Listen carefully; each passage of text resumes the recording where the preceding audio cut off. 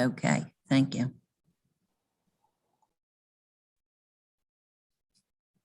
We're good to go. Okay.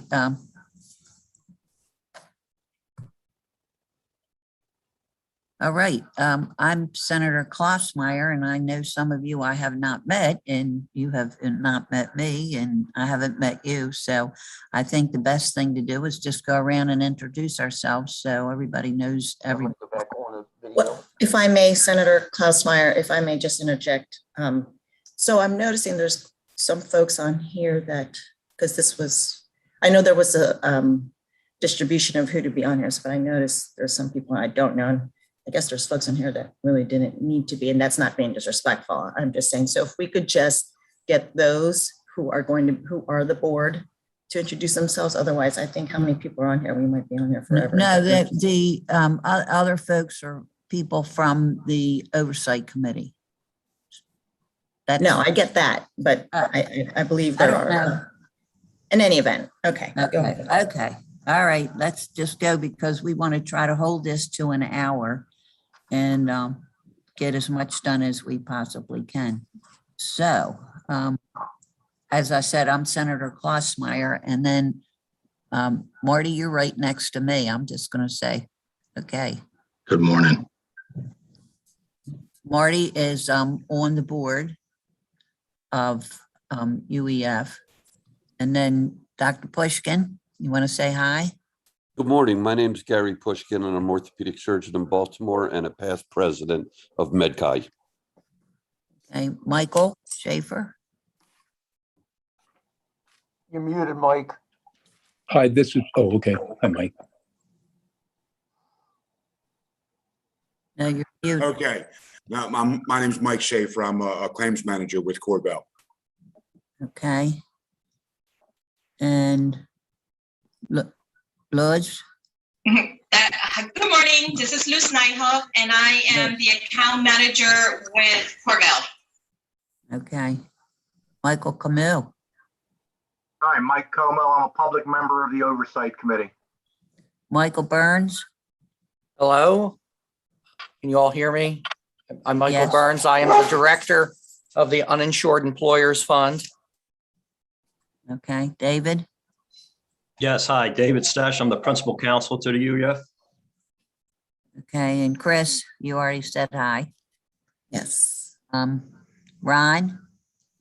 Yes, I'm Ron Travers. I'm Division Chief for Baltimore City's Workers' Compensation Legal Division. Okay, Hank.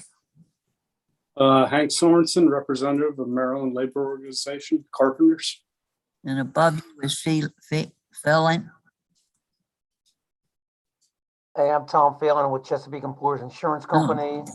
We represent the insurance industry. I didn't recognize you right away. I haven't seen you in years. Yeah, it's been a while. Brian. Brian, me, Brian? Yeah. Brian Feldman, I'm the other senator representative on the Oversight Committee. Okay. Nathan is to my left. Hank Sorensen. Did we say that? Yes. Okay. Casey. Good morning, all. I'm a board member of the Unemployed Insurers Fund. Okay, Rudy.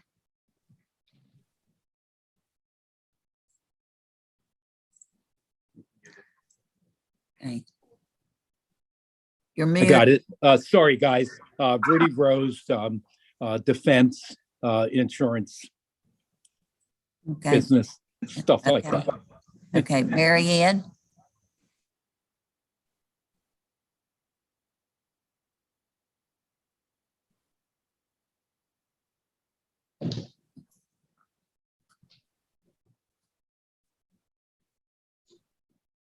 Sorry about that. Hi, I'm Mary Ann Rushling. I'm the small business representative on the Oversight Committee. Okay, Jason Kramer. Good morning. I'm a budget analyst with the Department of Legislative Services. Okay. Doncella Wilson. Good morning. I'm Doncella Wilson, board member with the UEF. Okay, Maureen. Good morning. I'm Commissioner Maureen Quinn. And Jay Malcolm. Good morning. I am a member of the Oversight Committee representing vocational rehabilitation and medical case management under Maryland Workers' Compensation. And Richard from the staff. Hi, I'm Richard Duncan, DLS staff to the committee. I do all the fiscal notes for workers' comp. Okay, so we're about to begin, and it's just kind of weird because when we have in person kind of meetings like this, everybody's together who's together, so we're kind of spread out. And so Martin, would you like just to give a little bit of background on how you began being on the board and the rest of the board members? Like you did very briefly, since we're on. Yes, Senator. Thank you so much for your time. I'm Marty Lewis. I'm the chairman of the UEF board. In 2016, July, I was asked by the Hogan administration to come down to the UEF and kind of understand some things that were not going in a good direction. I believe Carl Almond made the call to the administration, and they reached out to me in July, and that's the first time that I had walked into the UEF and tried to find out exactly what they do, what the situation was on the ground, and what needed to be done. And once I did that, I started my work as a board member, and then I was elected as chairman of the board.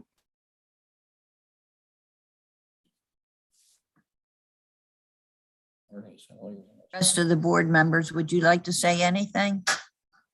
Sure, I'll go next. Bringing you greetings from Maryland's beautiful Eastern Shore. I am again Doncella Wilson, a UEF board member. And came onto the UEF right behind Marty, was asked to join, being able to come on and represent Maryland's workers, just ensuring that they will have support and the resources that are needed. Okay.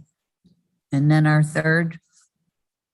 Good morning again. This is Casey Bryant. I was the third board member to join the UEF during Marty's tenure, and it was a real honor for me to be appointed and confirmed to the board. I've worked as an attorney in the state of Maryland in various capacities for about a decade now, and it's been a privilege to represent the workers in our state and form very educational and symbiotic relationships with business owners as well.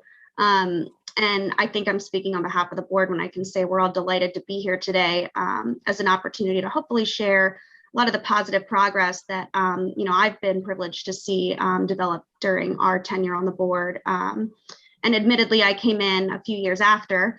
A lot of the positive developments were underway, but it's been very rewarding to see the changes continue to develop in the few years I've been sitting on the board. So thanks for this opportunity today. Okay. And I would just like to say the thought about having this meeting was just, we know that there was an audit done, and we would just like to hear some of the things that you all have to say about it. And yeah, Chris, I'm sorry, you talk. No, I mean, happy for you to talk. I just, in the interest of making sure we get as much production out of this meeting, since we're only trying, we're trying to keep it limited. So the board members all had positive things to say, which is great. And as we all know, the purpose of this meeting is to find out the results of the audit. So for the benefit of the members here who didn't have a chance or has not had the chance to review the audit report, I think would be in the best interest, like if those board members, especially those, and Mr. Lewis, if he would like to initiate, just provide an overview of the major findings, the deficiencies, because there were significant ones, as those of us who have seen the audit report. So I think we could start there and just get straight to the gist of the whole purpose of this meeting. Whoever would like to.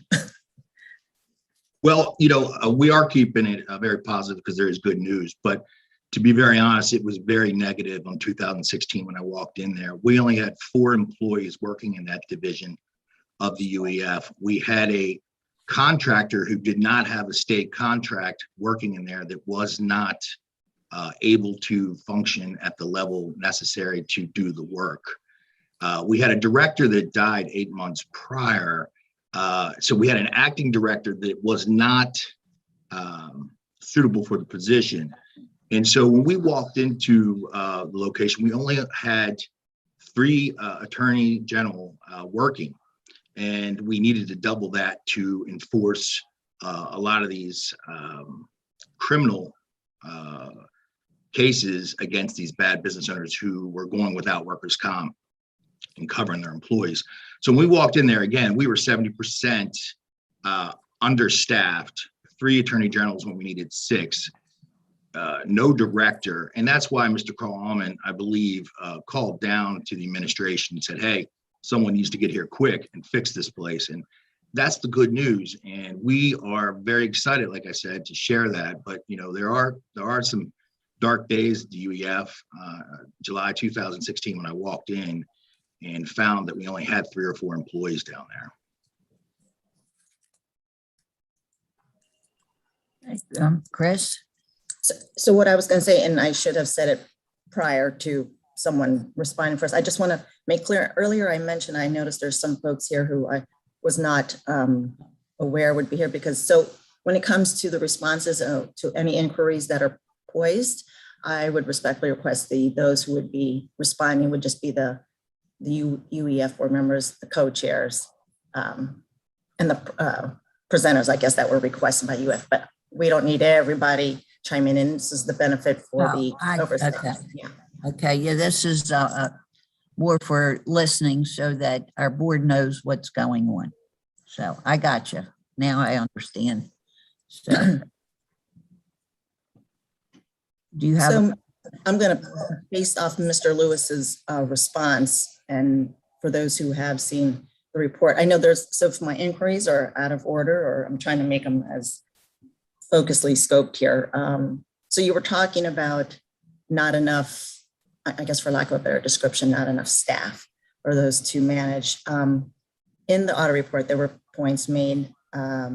Is the UEF still on track to hire a staff person for next year? I know I believe it was said to monitor performance of the TPA in the contract. I'm curious if that is still on track. That is on track. You know, at this point, our assessment was moved from 2% to 3%. So there's a total 8% assessment on all workers' comp claims. The legislators allowed us to get 3% for 1 year, and that was last year.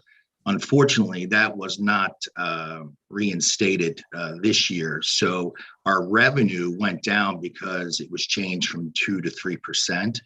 I'm sorry, from 3 to 2%.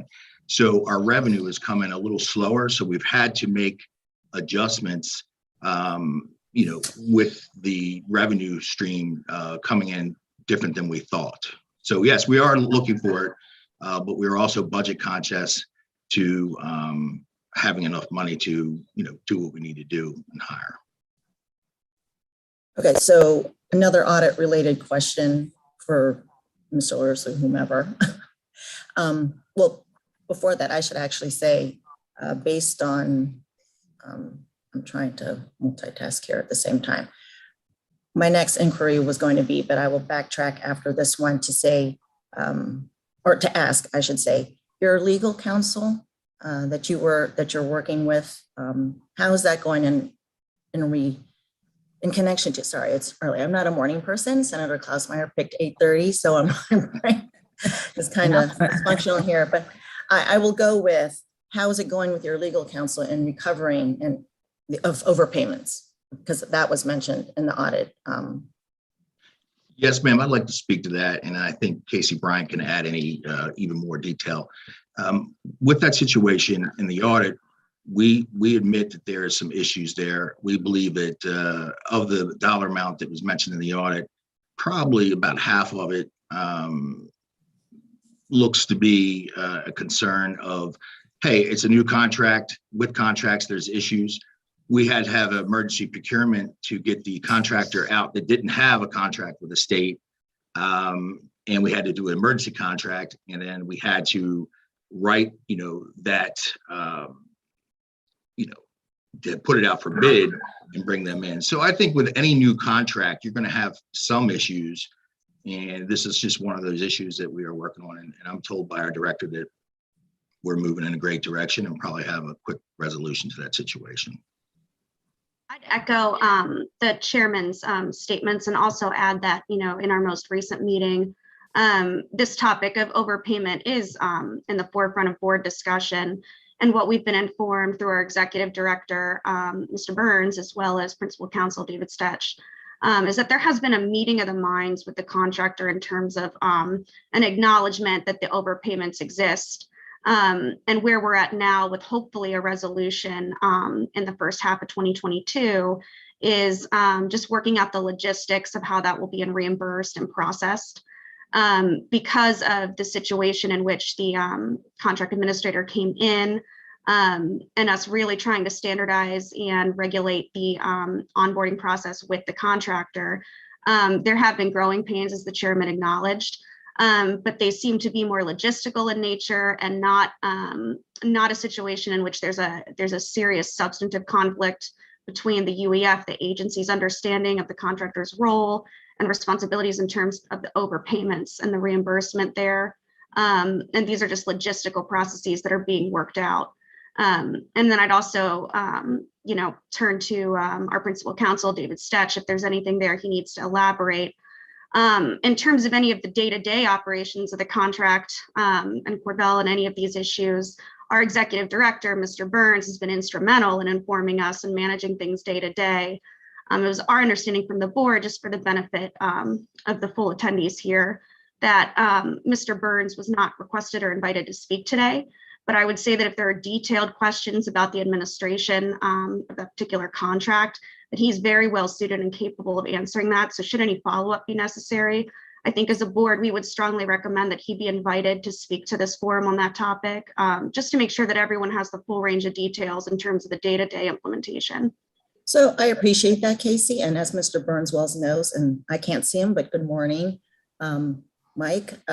We've met on several occasions with Mr. Burns, which is why the senator and I requested this meeting, since you, including Mr. Lewis, who is the chair of the board, I don't know the exact titles, but we wanted to hear your perspective, which was the whole purpose of this meeting. So it's no disrespect to Mr. Burns. We're well aware of his position when it comes to this issue, especially when it comes to legislation. So my issue or my concern as one of the co-chairs is because we've had several conversations over, I don't know, the last 2 years or so, 3 years. While I'm definitely not disparaging the board, that is not my intent, if that at all came across, because I saw previous responses to our requests for meetings. I will just say I was stunned. And so, which is why we're having this meeting. So I think this is a great place, especially for our Oversight Committee members, to get all their inquiries out, because I've heard positive, and I know, it's not an easy thing to run the UF. I'm not saying that it is, but when it comes to seeking legislation purposes, as far as funding, another issue would be the CEF fund that has been used in this matter as well. I'm just trying to get to the actual point and to see what it is that an audit of the report that was produced that could help the UEF so that there aren't these major discrepancies. So for instance, UEF's solvencies has always been an issue, at least from my experience serving on this Oversight Committee. So if someone could discuss, we know Mr. Burns' perspective already, whether the contract, and if I'm repeating myself, I apologize, but like with the TPA, has alleviated or worsened the concerns about solvency. I mean, we're just trying to get to the root here, right? And so want to know what. Delegate, if I may just chime in briefly, I just want to make it clear, this is David Stash, Principal Counsel for the UEF. I'm appearing today at the request of the board chair in light of this meeting. Part of the reason because the director obviously was not invited, but you did have a question that concerned the Attorney General's office in regarding the overpayments with the contractor. And as both Mr. Lewis and Ms. Bryant have mentioned, if the director was invited to participate in this meeting, I think he would tell you that the parties have acknowledged that the administrative services overpayment referenced in the audit was an error. It was actually a holdover from the emergency contract with the TPA, that was mistakenly continued after the contract. So I think that's been acknowledged. And I think that was probably the bulk of the overpayment. The other overpayments in the audit deal with fixed pricing items that I believe the parties are in the process of going over item by item to see what was actually billed, invoiced, and paid by the agency. So that's where we are with regards to that. Can I ask a question for just a moment? I sit on the insurance. Is that you, oversight Tom? Yeah, this is Tom Phelan. Yes, Can I yes. ask a question? Mr. Lewis, I heard you make a comment about, you know, that you stepped in 2016 and things were pretty bad shape. I can appreciate that. You know, I run Chesapeake Employers. I've been doing this for 15 years. I understand how things can get at some time. But I also worked for 10 years as a legislative auditor. So I have a very good understanding of what they do and how they do what they do. On their one report, they don't speak to 2016, they speak to 2020. They talk about the fact that in fiscal year 2020, which would be from July 1st, 2019 until June 30th, 2020, that the expenses totaled $4.8 million on payments of $6.2 million. That's a burn rate of about 80% of expense load compared to claims paid.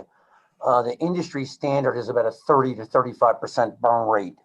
So, you know, just looking at these numbers at the aggregate level, it appears that the amount that's being spent for the TPA services is excessively high compared to what the industry average would be. So, again, recognizing this is a current fiscal year, this is not back in 2016. Would somebody like to address why the expense rate seems to be running so high on the claim payments that are going out the door?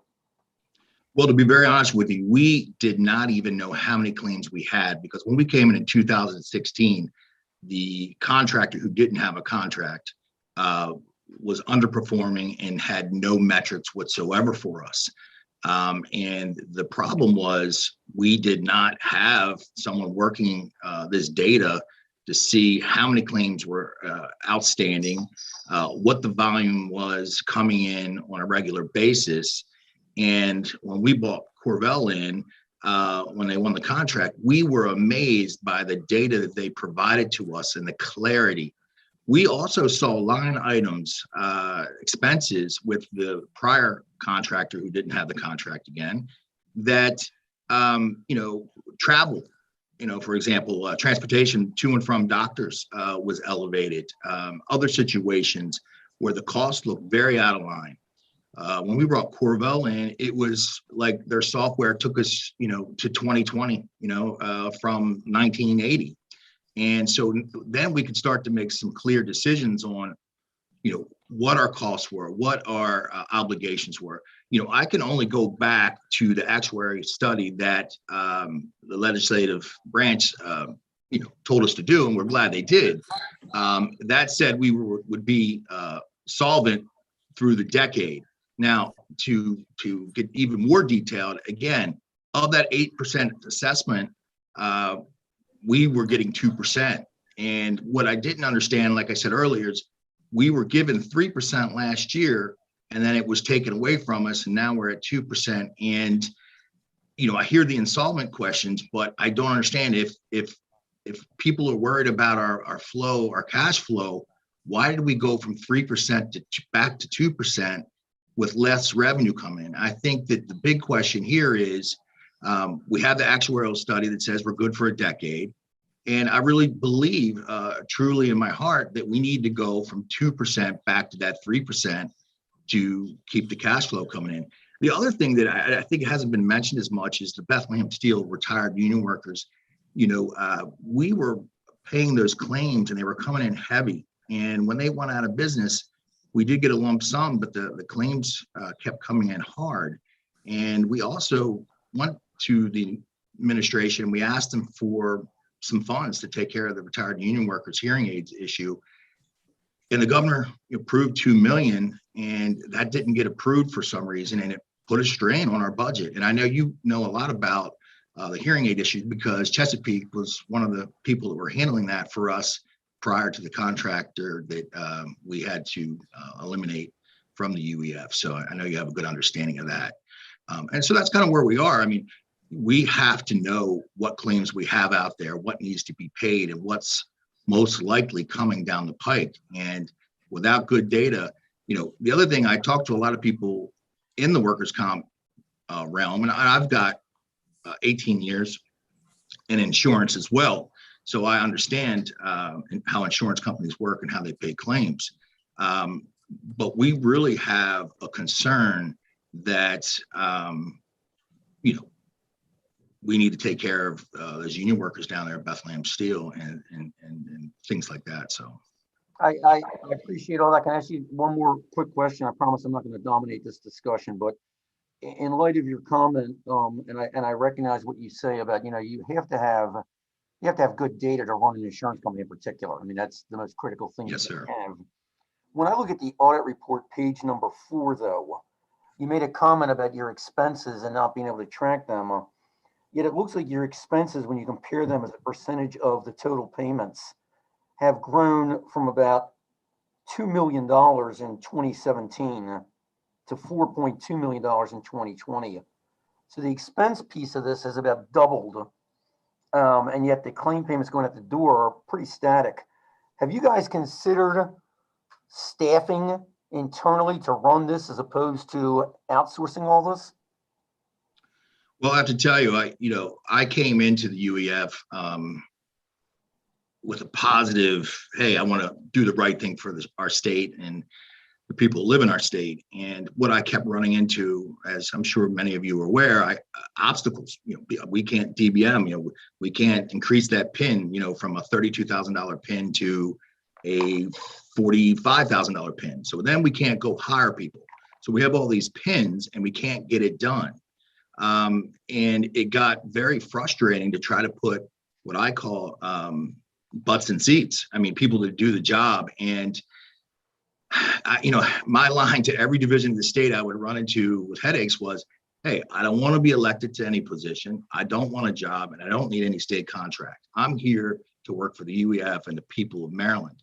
And every time I ran into a roadblock, I really have tried to expedite, because, you know, it was alarming down here, the results and the timeline. And so to answer your question, we've had to explore outsourcing. And, you know, a good example of that is, you know, we hear about the collections at the UEF. Well, up to 2019, all that money was sent to the CCU. And so once we send it to CCU, we can't collect it anymore. Until 2019, the board directed our director to try to develop a MOU with the CCU so we could also try to collect the debt. It was, you know, two entities trying to collect debt was better than one. And so, but what we're seeing from the CCU on that $50 million debt out there from these bad businesses is that they're collecting $22,000 a year on 50 million. So we keep talking about what our expenses are, but we're not talking about the CCU not going out and collecting this money. Now, my understanding recently is that we can't send them. I went down to CCU and I asked some of the top dogs down there, why aren't you collecting more money on 50 million? And they gave me an answer that blew me away. The answer was, well, you haven't sent this debt down here over the last 14 years with federal tax ID numbers or social security numbers. And I was, well, did you tell anybody? They said, no. So we start sending it down there. Well, obviously recently, I think a regulation was passed that we can't send our debt down there with a tax ID or a social security number. I don't know how they would put a lien on a bad business to collect this money. So we're talking about expenses, but we really need to talk about collecting that 50 million. The expenses are real and we never had a good contractor. So we truly didn't know what it would cost to, you know, keep the UEF running and paying these claims to injured workers. Can I just interject quickly, Delegate? Yes. Again, I think Mr. Phelan made a statement that the page 4 of the audit indicates that while the costs for the TPA have increased greatly, that claim payments have remained stagnant. I don't think that's an accurate representation of what's depicted in Figure 4.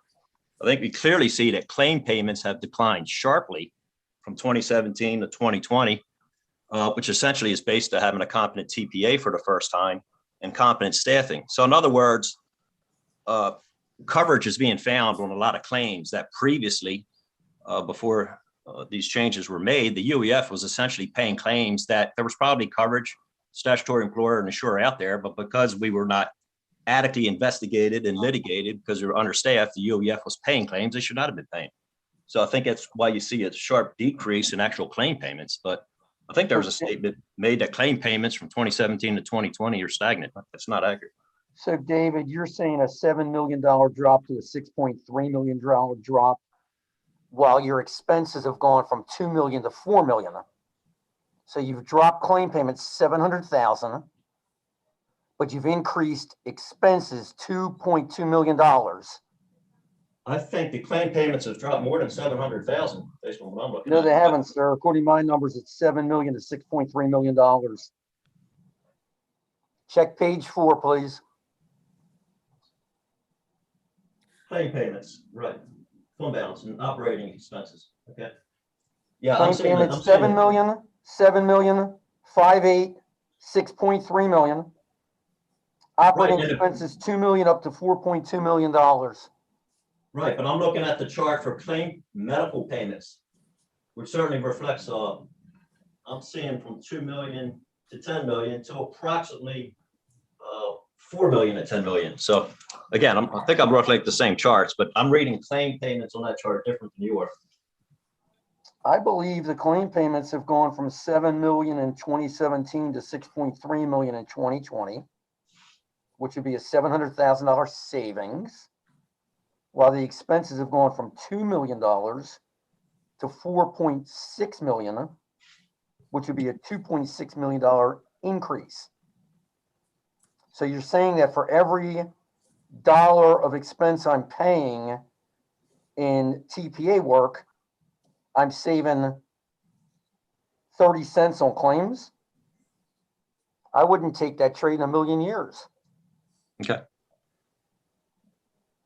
It's just my opinion, sir. Well, you're in the workers' comp field. Is there many TPAs that can do this position? We put it out for public bid. Okay. The board wasn't on that workup. We put it out there and this is the bid we got, you know, and we had multiple divisions of the state sitting on that board to pick the contractor. And as you well know, there's not many people out there that can do this type of work. I understand that. And Mr. Lewis, for the record too, I mean, I appreciate everything you're saying, because I mean, we have a lot of the same issues. You know, we at one point in time were using CCU. We still use them to a certain degree. We at one point in time have had to fill jobs and have to deal with upward pricing on positions. I appreciate what you're saying. I guess what my concern is for a moment is when I'm looking at this again, purely just from a math perspective, you know, I'm not an attorney, I'm not any of those other things, but I you know, my background is I'm a CPA and I look at numbers, that's what I do. You know, I'm seeing a run rate on expenses that's pretty significant compared to the run rate on claims, which is not correlating in my eyes, at least. And you had made the comment about when you took over in, you know, in 2016, things were really in a bad spot.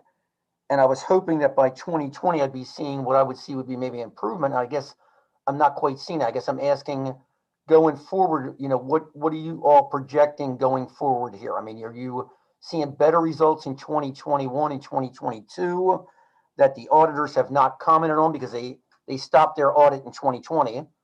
And yeah, that would obviously be good news to all of us if that's what you're seeing. Again, you know, we have a good contractor doing good work.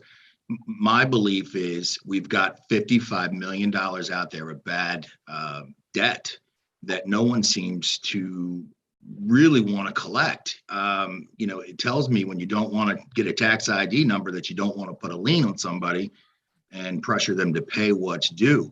You know, I did double our attorney general's office, which that's some of the costs you see. I went from 3 attorneys general to 6. And part of that was to send a message to the workers' comp, industry that we are going to go after these bad actors that, aren't carrying workers' comp policies on their employees.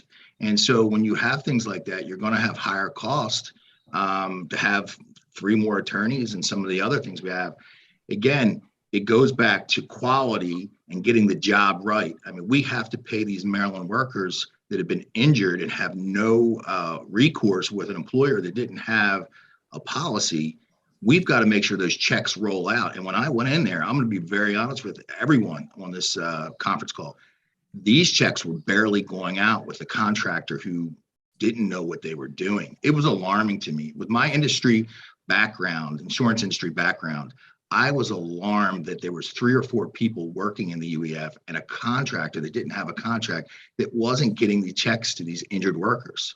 That's the question of why and how did it get to that in 2016?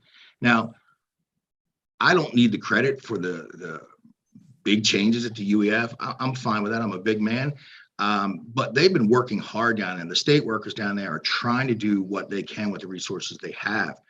Every time I try to do something in a positive manner, I run into another division of the state that just slows things down. And so that's kind of what we've been under at the UAF. It's a small division. I didn't go down there for accolades or anything like that. I went down there to do my best, and that's what I've done. And I need help. And I'm asking the legislators on here to take us from 2% back to 3%. Because if insolvency is a real issue for them, I think the best answer is to move us to 3%. Because the SIF, their balance, as you well know, is very high. I mean, they have more money than they know really what to do with at this point. What's their burn rate? The other thing is our balance hasn't changed that much in the last 5 years. Have you looked at that? What, the balance of money we have? Did you, Mr. Lewis, can I ask you a question? You made a comment that there was a study done that said you guys should be solvent through the end of the decade. Is that anywhere out there that I could see at some point? Yes, sir. Like I said, the legislative auditors, I guess, requested it through the legislators. And you got to forgive me, I'm an external person from the state, so I might not be speaking the language that you're familiar with. But yes, sir, it said we were good through the decade, and that our burn rate was fine. And again, our balance has not went down to my knowledge. Now, I don't have the math in front of me. I'm not an accountant, but for all the challenges we had, Mr. Burns developed a plan to collect money, and we were bringing in 1.3 million a month in collections just through the UEF's efforts for 3 or 4 months straight. And you can go back and look at it. I believe it's 2019, and the director can speak, more clearly to that. I was amazed that he would call me at the end of the month, so excited that he'd collect 1.1, 1.2 million. The state workers that were actually doing a lot of that work and finding these businesses. That's the other thing I want everyone to understand. A lot of these businesses go out of business, or they want a real business, or they stopped by a 7-Eleven and picked up workers. And you ask the workers, who were you working for? They don't know. We can't even go find these people, and that was a huge issue that we were encountering, that we didn't even know who these people worked for. This is Dr. Pushkin. I have a question, and Senator Klausmeyer, Delegate Valderrama, tell me if I'm out of line here. But I would like to understand, if you've looked into detail, what is the source of all the medical overpayments and the IME overpayments as part of this problem? I think that's a good question for David Stesch, AG.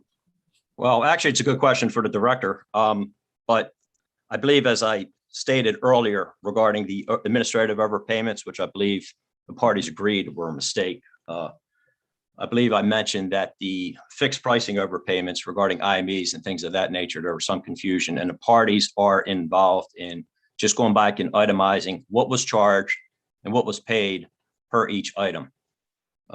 in doing an accounting. That's my understanding. So again, I think the director can certainly give you more information on that. But as you see from the contract, there's obviously an increase per year for each fixed item. And it's just a question of going through what was actually billed and what was paid. The audit, I believe, referenced some overcharges on IMEs. What the audit didn't reference, and what my understanding is there's also some underpayments on IMEs that came in lower than the fixed pricing. So it cuts both ways. So that's why I think the parties are doing an accounting line by line, item by item on the fixed pricing payments mentioned in the contract. So, and hopefully that'll be resolved shortly. If not, then maybe an issue before the Board of Contract Appeals. Okay, because I would like to understand just better what's going on, because obviously I know that part of this business intimately. And the other question is, where do you all stand as far as determining the source of the medical overpayments? And I assume it's overtreatment payments or poor treatment or what have you. Where do we stand with that?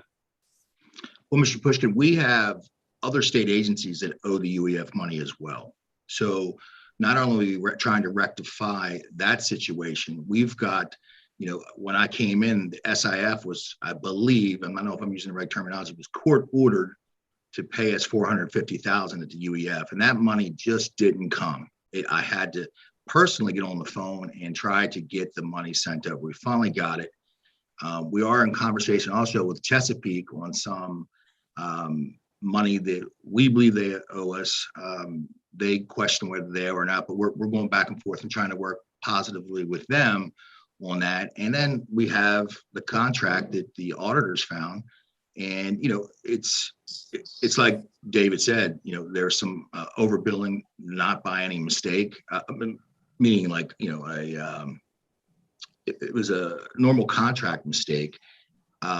We've got plenty of people that owe us money that we are trying to work on. And as our AG spoke, he's got a good handle on that along with our director. Okay, it's still confused, but we'll let it go now. I just think moving forward, it's something we need to, or certainly I would like to understand better as far as the cost. Thanks. Sure. I would just like to say, I think Dr. Pushkin, there's lots of things we don't understand, but this has been very helpful today just to hear from the board. And I don't know, it looks like, Rudy, do you have a question? You look like you're ready to jump. No, you're okay? Okay, you just look very inquisitive. But I don't know if it's like 1:15 now, if we want to start wrapping it up, because I know everybody has busy days ahead of us and we're down here in Annapolis. I don't know. Delegate Valderrama, do you have anything? I mean, I could go on and on, but I don't, if anyone didn't see my response in the chat, I just wanted to encourage. So the whole premise of this meeting was for our oversight committee members who we have not met except for this particular meeting, because I know there was questions, concerns during the interim. Technically, we're still in the interim, even though we have the special session. This was the opportunity, or it should be the opportunity, to inquire, at your leisure. I'm just putting it out there in case no one saw in the chat. I think one thing, and I was making sure I listened to it so I wasn't being repetitive in inquiries, or that I mentioned, I believe Mr. Lewis, or it might have been Mr. Stash, answered the question about the CEF fund that I mentioned earlier. And I was asking, or if I have not asked, and I apologize, about was it helpful, the 1-year diversion of the revenue from the CEF? Was it, and I believe someone answered it, but just remind me, in order to maintain the fund's solvency, or is additional revenue required, in order to move forward? Delegate, if I can just briefly address that 1-year increase that was in effect, obviously was during the pandemic. I think claims across the board were down, obviously, because people weren't working. So obviously, I think the 1% increase helped, but it was hard to get a accurate assessment on how much it helped because it was during the pandemic when claims were down. You know, claims filed were down, claims heard were down. So it was kind of hard to really do an accurate assessment on how much that would benefit the fund because it was simply during COVID. Okay, fair enough. Okay, but, oh, go ahead. I'm sorry, I was just going to ask from whomever on the, Mr. Lewis or the AG, what changes, if any, or permanent changes do you believe that the board could commit to in making sure that the UEF improves upon the deficiencies in your billing and collections work? Well, just briefly, again, not to overstep, you know, my role as solely the attorney for the board, but it wasn't mentioned, but it was mentioned in the audit, but not today. There's kind of a misconception, but license suspensions have dramatically increased recently. The audit mentioned there wasn't a written policy in place that has been implemented by the agency since then. But I can certainly tell you from the Attorney General's office that we're very active on the license suspension front. We find that's actually the most effective tool in collecting payments from employers who have defaulted. I think one thing to keep in mind when you're dealing with non-insured employers, people who do not maintain workers' comp insurance under the law, a lot of them are also operating without valid licenses that they probably should have. But when we have an employer who has defaulted and we find a business license is still active, we move to suspend that. And then the large majority of the cases, I can tell you, the result of that is a repayment arrangement with the non-insured employer that doesn't result in a license suspension. And generally, this is secured by promissory note and confessed judgment. Also, which I don't think it's even mentioned in the audit, is that for the first time in the last few years, the attorneys have been pursuing criminal prosecution in some cases too. That has never been utilized by this agency before, I would say before 2019, 2020. So that has also increased, even though we had the pandemic last year. There was a few cases that have been prosecuted criminally that resulted in plea agreements, which resulted in a repayment of arrangements with the UEF. And again, this is, you know, these cases require cooperation with claimants in a criminal prosecution because you're dealing with a different standard of proof than the Workers' Comp Commission. So again, we basically got to reprove all the elements of a non-insured employer and things of that nature from scratch in a criminal trial. But that is something that has never happened before with the agency. Again, that's just to address a few of the collection issues because I know there was some mention regarding license suspensions. Right. So thank you, Mr. Sesh. So by no means am I an expert in this arena. The Senator and I obviously we're just trying to have an understanding because this issue has come up over time repeatedly. So we're just trying to get to the bottom of it. And so again, not the expert, but I want to thank DLS because they are the experts, right, who help us in trying to understand. So the reason for that inquiry was only because DLS had noted that last year at the end of November, there were almost 2,000 delinquent accounts totaling 14.5 million that should have been referred to the Central Collection Unit. So that was the purpose of that inquiry. And again, not the expert, it's just pointing out where these discrepancies are. And, you know, it is helpful to the Oversight Committee and my fellow co-chair when DLS points out these, you know, in order to get to the whole root of the issue and being quite frank. I understand that. And just briefly, Delegate, if I can say, my understanding, and again, the director could probably respond to this, is that at the time the audit was released 3 months ago, it was about that time that these alleged claims that were never sent to the CCU was provided to the UEF. And again, my understanding briefly is that some of these alleged claims were actually referred to the CCU. So there's some mistakes there. And in fact, some of the debts were actually abated by the CCU, which couldn't happen unless they referred to the CCU. And as Marty has advised, in 2019, I was involved with a memorandum of understanding with the CCU that allows us both the agency and the CCU to collect debts. We just keep each other apprised. So if we find an employer, find a license or anything like that, when a claim that was referred to CCU, we can certainly still take actions with regards to license suspension and what have you, and just let the CCU know. The only difference is we obviously don't collect the 17% that the CCU would collect if they were collected. But that That's a recent change, actually. It's only been in effect for about 2 years. Can I ask one final real quick question, because you've addressed a lot of the audit. The Yes, audit Tom. also had a comment about the alive and well checks on people and checking on people who basically get in the system and just continue to get a check week after week after week kind of thing. Have you done anything? I'll direct this to the board chair, Mr. Lewis. Has the agency done anything to start looking at alive and well checks or checking death records on people who maybe have passed away that shouldn't continue to get money or something like that? Do you know, Mr. Yes, sir, Lewis? we have. Oh, I'm sorry, I didn't mean to cut you off, sir. No, you go ahead. Yes, sir, we have. I believe that Mr. Stesh could probably speak to that better, and obviously the director of, what the in-house in the division, what they're doing specifically. So I'll see if Mr. Stesh can answer that better. Actually, I'll give it a go, but the director could. But I do know that I believe the audit finding, the TPA was conducting alive and well checks. The parties have agreed to meet on a monthly basis to review it. The agency to overview alive and well checks for continuing indemnity payments. I would say there's approximately 30 perm total claims, I believe, that the fund has. And then, of course, there's additional repetitive indemnity payments. So that's something that's certainly been implemented, that the director is literally going to sit down and meet with the TPA on all the repetitive indemnity payments. So, and again, any more specifics the director can certainly provide. Can I speak also to delegates' question about sending the debt to CCU? From my role, I don't really understand why we would send the debt to CCU, because they're collecting $22,000 to $30,000 on $50 million a year.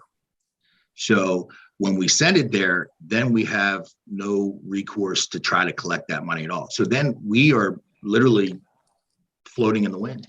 So that's why we did the MOU. I instructed our director to look into a possibility that we could also try to collect along. And that's why we did that in 2019. So sending the debt to the CCU, I keep hearing that, but I don't really understand it because they're not collecting the debt. So that is just putting us in a bigger trap of concerns down the road. It's a true concern sending debt to CCU. And I've said it many times today, and I appreciate y'all giving me the ability to speak. It's very passionate. I'm very passionate about trying to fix the UEF. I have a lot of business experience. I didn't understand a lot of the state acronyms and divisions, and it's taken me a while to learn it. But what I have learned about the state is that the employees are unbelievably talented. And I'm glad that we have such good people at the UEF, and they're really saving us every day, and the Maryland citizens. So I want to go out on a note mentioning them. I would just like to say that between Michael and the board, I think we'll meet again at the beginning of session and just kind of wrap everything together and see what kind of help we can get. We just want to get this board on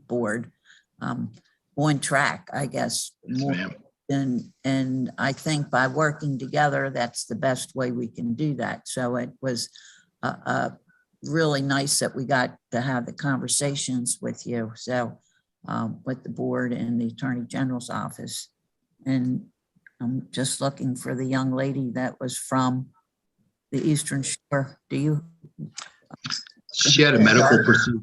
She had an urgent medical procedure that had to be scheduled today. So she left us at 9:30. Oh, okay. No, I just wanted to see if she had anything to say. So, and I don't know if any of our board members or commission members, if you have anything quick to say, because we can wrap it up because we know what's right around the corner in a couple weeks and everybody's in a rush and we're still here in Annapolis with our special session. So, but Marty, any time that something comes up and you're working with the budget and tax committee, and Michael too, please let the committees that are on top of the policy issues so we can meld them together, because if you just have them separate, then sometimes you don't get what you want, and because they might not understand the issue as much as we do.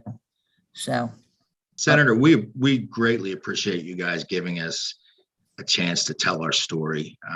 We are appreciative that you put this meeting together. You know, I'm a plain talking, simple guy that really wants to make this division better. And I know that you have that in your heart to help us, and we are grateful for it. Thank you. yes, and I do want to thank the staff, Laura and Nathan and Ricky, wherever you are.